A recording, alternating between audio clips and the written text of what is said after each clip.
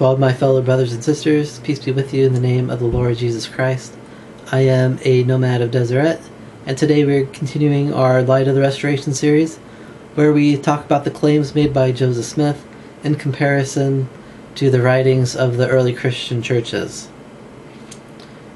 Now, before we get into that really quick, if you are a subscriber on YouTube and you want to receive all my videos, please click the notification bell next to the subscribe button. Otherwise, YouTube will only send you videos that they think that you want rather than all the videos that I make. And if you are new here and you like what I am doing, please subscribe. And don't forget to like my video and leave a comment. And if you don't like YouTube, I am also on BitChute and YouTube, and you can find links to my channels in the video description below. Now, today's topic is what we call baptisms for the dead. And this is a belief that Joseph Smith taught, that the original Church of Jesus Christ, they did what we call proxy baptisms for the dead. So those who died and had not yet received baptism, someone in their family can be baptized on their behalf, and it is considered just as valid as a baptism done during their own life in the eyes of God.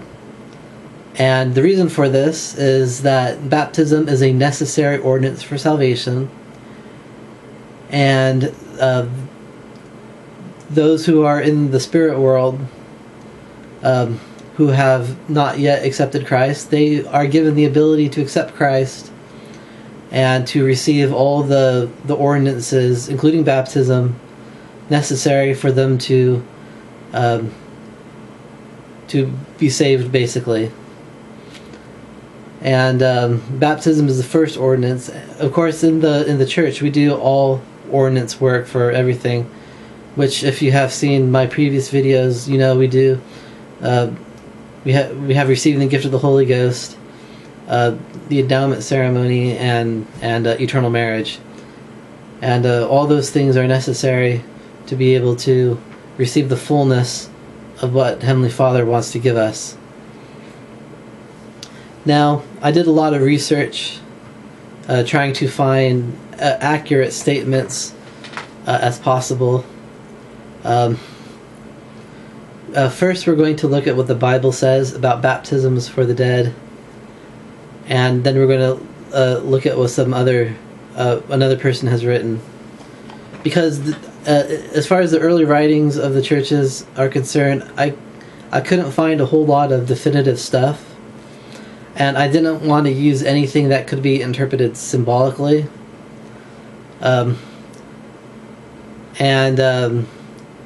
Because I wanted it to be clear and not have someone say that I was just making something up based on my own belief on what something was saying. And so there was only a very little bit that I can use, and I had a list of other stuff that are attributed to certain things, but I couldn't find the original source, and so I rejected those as well. And so, all in all, I only have two sources. One is the Bible, and another one is from St. John Chrysostom, and he wrote a series of homilies on the book of 1 Corinthians. So before we get into that, first let's look what the Bible says concerning baptism for the dead. 1 Corinthians chapter 15, verse 29. Else what shall they do which are baptized for the dead, if the dead rise not at all? Why are they then baptized for the dead? And so, according to Joseph Smith, this is a passage that is referring to baptisms for the dead.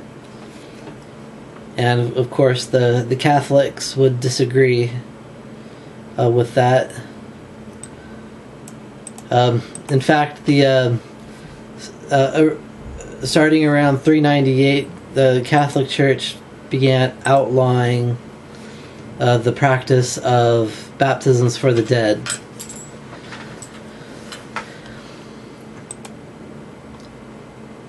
Now, let's look more deeply into this verse. I found a lot of anti-church propaganda concerning this in my research, to which I would like to address. The number one thing that I found concerning or at least what they believe is a misinterpretation is in the word "for." It says baptized for the dead,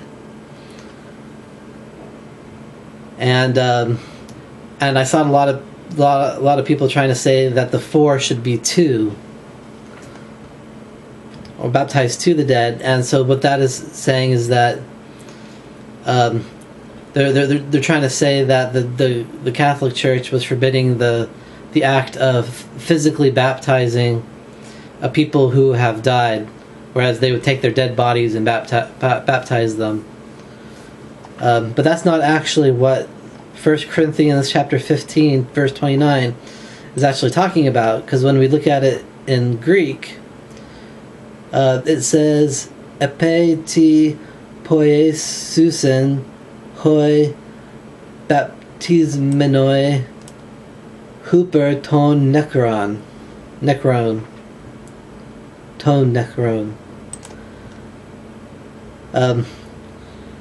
And we look at the last phrase, baptismenoi huper ton necron, which means baptism for the dead. Or if we look at the word huper in the Greek, it would be better translated as on behalf of or for the sake of. And so we could read that as baptized on behalf of the dead or for the sake of the dead.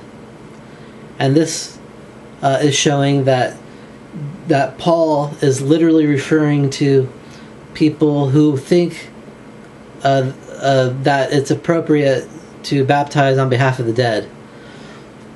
And Paul was not arguing against the practice of that. Paul was using the concept of baptisms for the sake of the dead as a proof that there is a resurrection. Because if the dead have no resurrection, then why are we baptizing for the dead? Because if they didn't rise again, there's no point in baptizing them, because they have no more existence.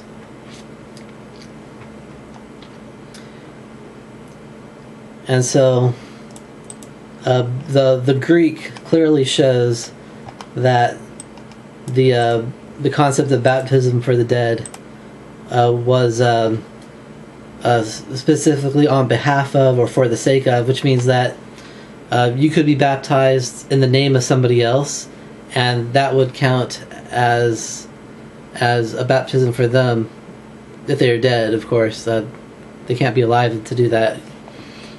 But for those who have died among our ancestors, we can baptize for the dead, so that way they can receive the ordinances necessary, so that if they accept Jesus Christ in the spirit world, then they can receive salvation as well. So that's what the Bible says. Now we turn to St. John Chrysostomus and his homilies on 1 Corinthians. And this is from homily 40, 1 Corinthians 15:29. And he writes, "Else what shall they do which are baptized for the dead, if the dead are not raised at all? Why then are they baptized for the dead?" Now, before we continue reading here, St. John Chrysostom is, of course, a Catholic, and this is a basically an argument against a group of Christians called Marcionites, who believed in the practice of baptisms for the dead. And so, of course, this person is going to mock it.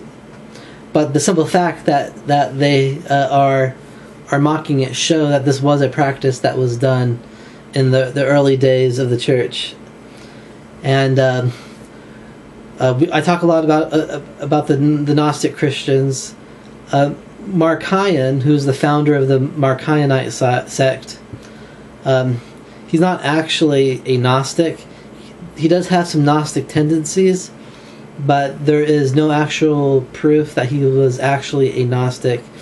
And so, based off of new research, most scholars consider that Marcion was not a Gnostic sect, but was a sect of the Proto-Catholic Church that got rejected by the mainstream Catholic Church. And in fact, the whole reason we have an Old and New Testament in the way they are now is actually because of Marcion, and he was because of Marcion, the Catholic Church saw a need to create an official canon of Scripture. That's a topic for another day, I guess.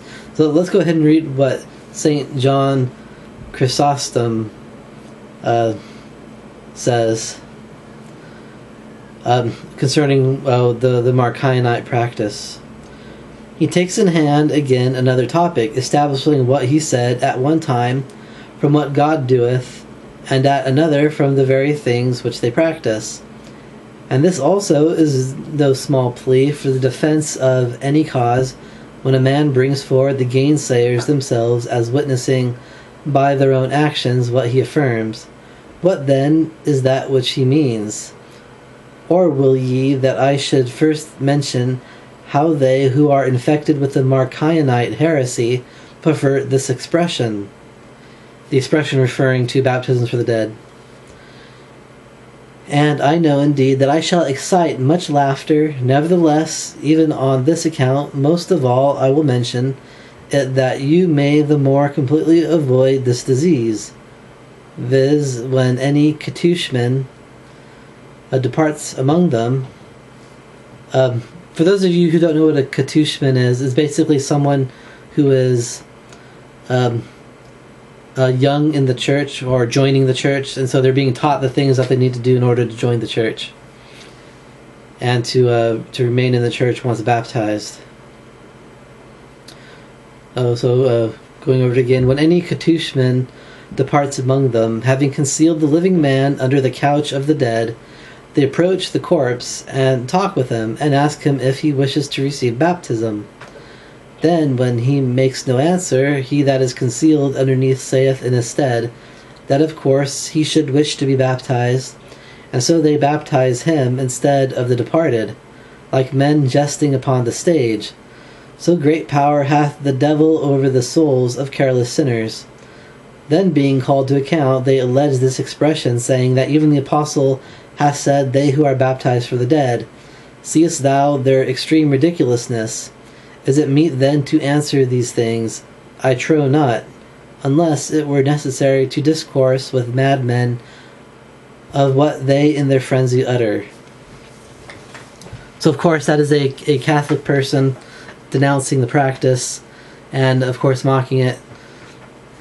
But what this does show is that yes, there was some form of an idea of baptisms on behalf of the dead among different Christian sects. Now, of course, there's the argument of whether it's heresy or orthodox. But what we do know is that the Apostle Paul does declare that there are baptisms on behalf of the dead, and we do see this practice in different sects of different Christian churches in the early days, and it was to the point that the Catholic Church had to make regulations against its practice. starting around 398 AD. And so we do have to say that whether you want to believe in it or not, it was a practice in the early days of the church, as Joseph Smith said. And I leave this with you in the name of Jesus Christ. Amen.